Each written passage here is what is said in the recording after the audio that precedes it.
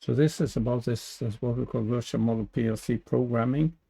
This could be an online course and a remote course where we use, this is in PLC programming, but where we use a programming environment and simulation. So the only thing you need yourself would be a PC with, in this case, TI Portal on it.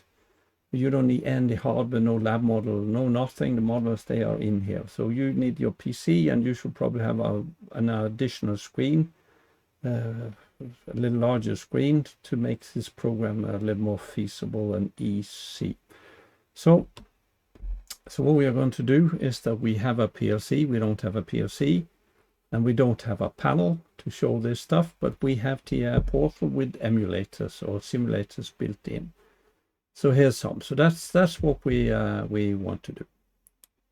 So what we're going to do is that we have our PLC, we have our models, we don't have those. So then we have this virtual PLC with a PLC simulator, and we also have a simulator for a panel. We are going to look at that a little later. So what we are going to do is, here is the virtual schematic SM500 we have configured in a project. We have a template project that you're looking at here.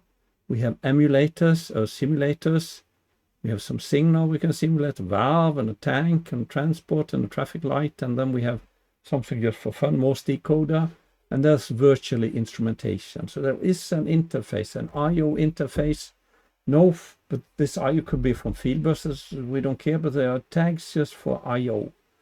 So that's these models, they supply all these tags. They are stimulated by tags and answer with tags. And there is simulation exercises down here. Here is just programming exercises. Let's say this low pass filtering exercise, there's a simulator too.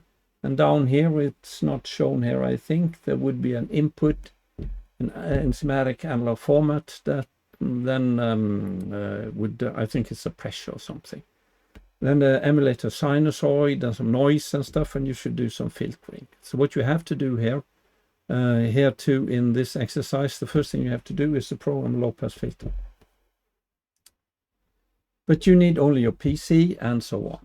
And this virtual panel that we have, we can start simulator like that, and then we get pictures up. Here are two, which for this intersection has all of it. When they are dynamic, they are going to look a little different. What I've done here is that this is a controller, and this is the program controlling the intersection. And here we have signal, valve, tank, transport, which is factory automation, traffic light, and so on, just to demonstrate programming techniques. So here's one. Tank levels, what you can do. Here is the controller, automatic mode. You should do some control preferably. And here you can control assumption. You can write an assumption value down here, or you can automatic, and then it randomly altering the consumption. Enable the tank. It's not working without enabling. That's the second of the model. Add some noise to the tank, and you can set the tank level directly. So here are some level switches, high and low, and there's a level transmitter that you get out, and a control valve here and a consumption valve. For now, it's not you can't control this consumption, but it's controlled in here. So dynamic tank level measurement and so on. And here's the controller. That's not in the template that we have. This is something you would have to make if you want to work with the HMI system. There are lectures, material, exercise, and compendiums. So here are exercises. There's just the one. With first order, the one we talked about. There's a simulator connected to this one, and there are two compendiums. There's one that talks about safety automation and simulation. So what are we going to do in control? They are in English. And then there's one, let's say, of programming guidelines and so on about schematic SM1500 and TI Portal programming. Of course, it can't be comprehensive for this, but you have the help system in TI Portal telling you something. But this is how to do and some examples or something, a little pseudocode and so on. And then there's a lot of audiovisual materials, a lot of videos here. They can be downloaded, maybe not, but they are going to be on YouTube playlist, and then maybe you could have navigation too. So here are the videos in here. So there are modules, introduction. This is one of the compendiums, the software automation. This is the portal, and here are some lecture videos of some themes that you could look at. And here are these introductory exercises, instruction, and then a solution that you would not put on YouTube, or you could put it on YouTube just as where you have to need a link, or maybe you have to log into YouTube to look at the solution. But eventually, of course, the solutions, they are going to propagate through the community, but that's not important. The important thing is to try to program it yourself, and if you have the solution, try a little by yourself before you look at the solution. And here are these simulation exercises. So this is the introduction. You don't have to do all. Just look at some of them. Select some. And the videos on YouTube, there will be navigation and playlists. And here is some programming tips from this square root introduction program. You have to make some types, and here's some pseudocode. How to write it. You have to then convert this one into structured text code. So there's video about that, and then there's also a video about a proposed solution or something like that.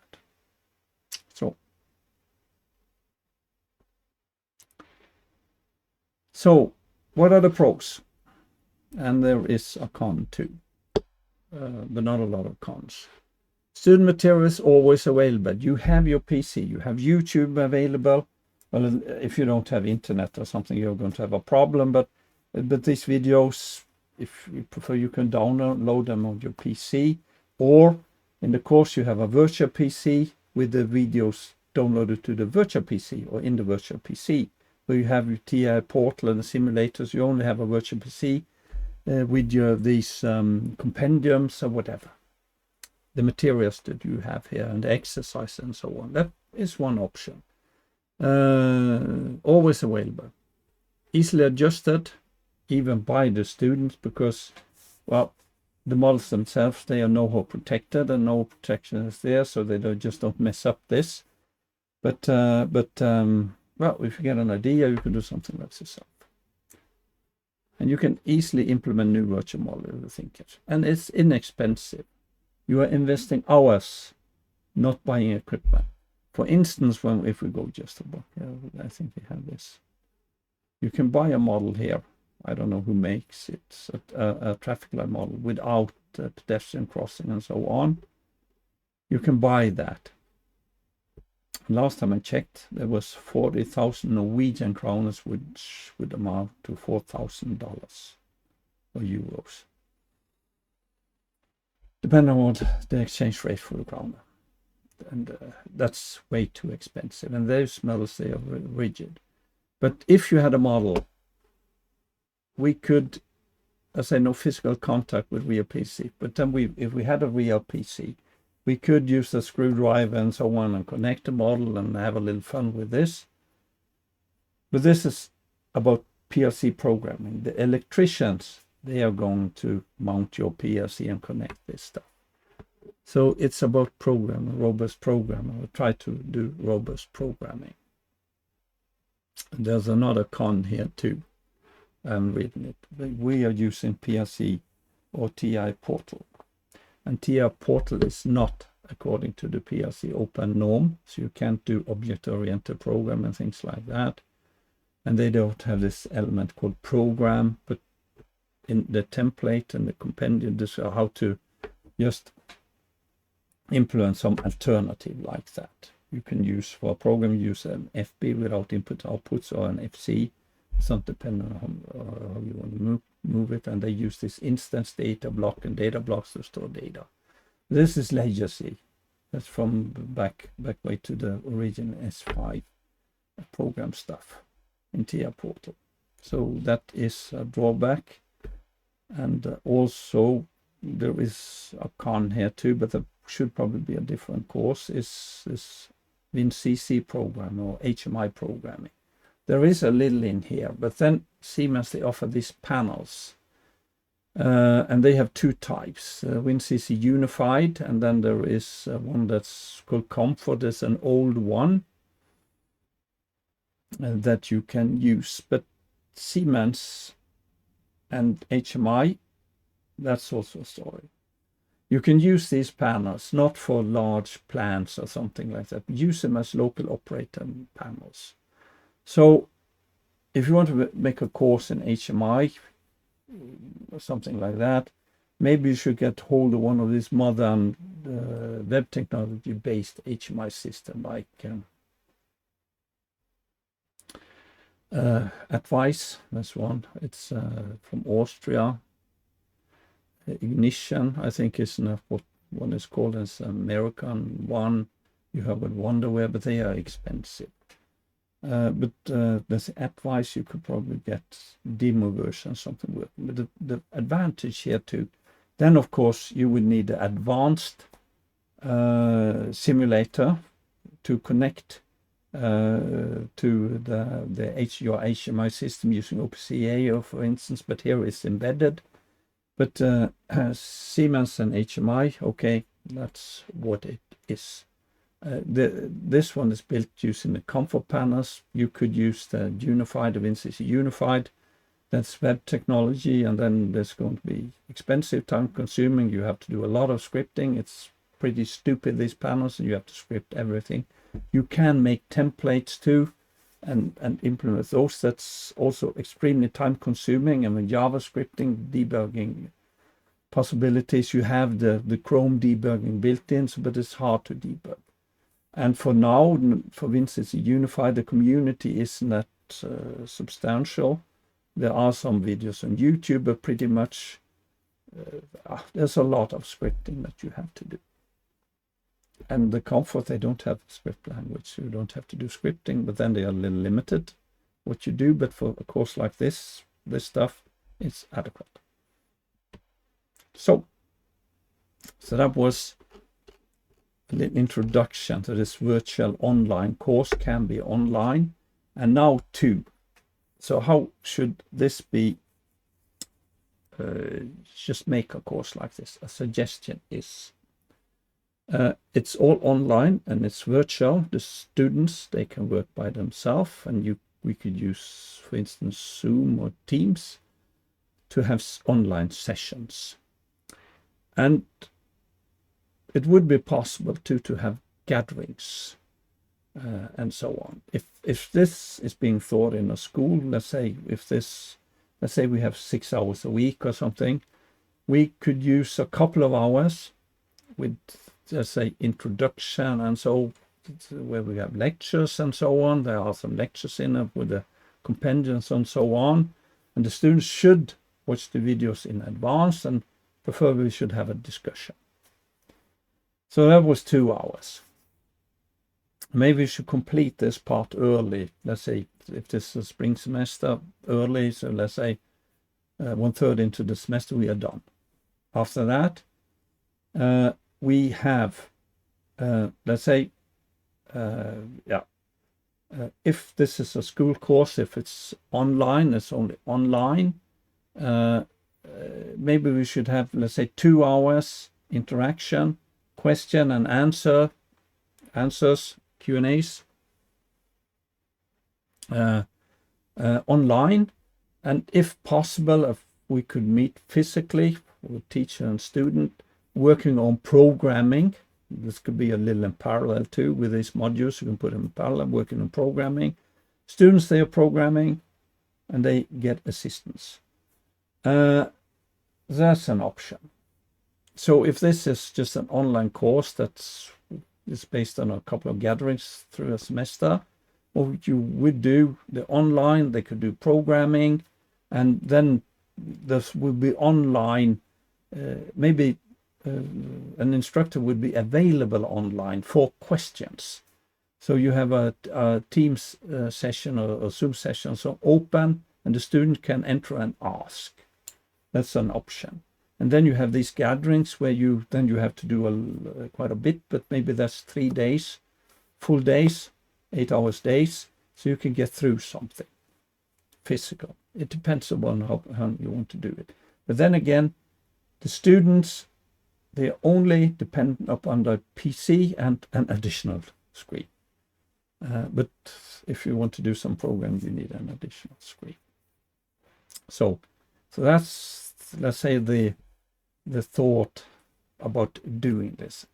I've been opting Siemens because the TI portal is comprehensive with everything in one IDE.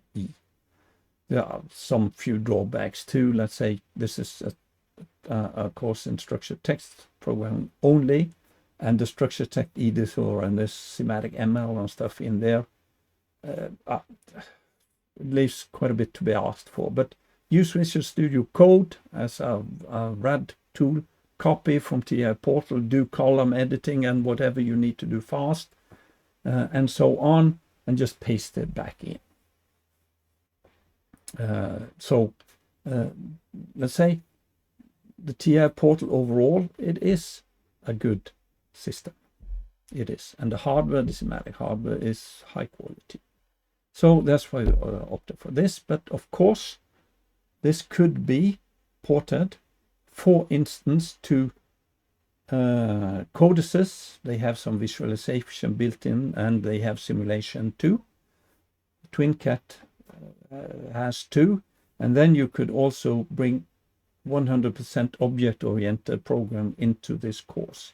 Now Siemens, they offer something I think is called Semantic AX, where you do in the cloud, you do programming fully object-oriented. You can download it to your PLC, and you can use a simulator, something that's fairly new as of 2024. And you rely a little on TI portal. So if you're opting for something like this, just move to a system with IPCs, PECO for instance, or codices. Codices can run on a variety of platforms. Move to one that is meant to be object-oriented program in the IDE. I would opt for TwinCat, because then you program in Visual Studio, or that's an option, with a superb IDE environment for programming. So there's just plugins to program with PLCs, and you have projects and so on. But then, of course, this course had to be rebuilt for visualization. So there would be quite a few hours that had to be invested in this course to rewrite it. But again, it is students with a PC, preferably a virtual machine that they could get hand out. The only thing they have to install is the TI portal license and a Windows license. But if you are an institution, you have probably school licenses, you have, hand out the virtual machine. Everything is pre-installed. Template projects is there. You can put the videos on there if you want to, whatever. And they have everything on their machine. The videos, of course, we use YouTube, public videos on YouTube for videos, for a course like this.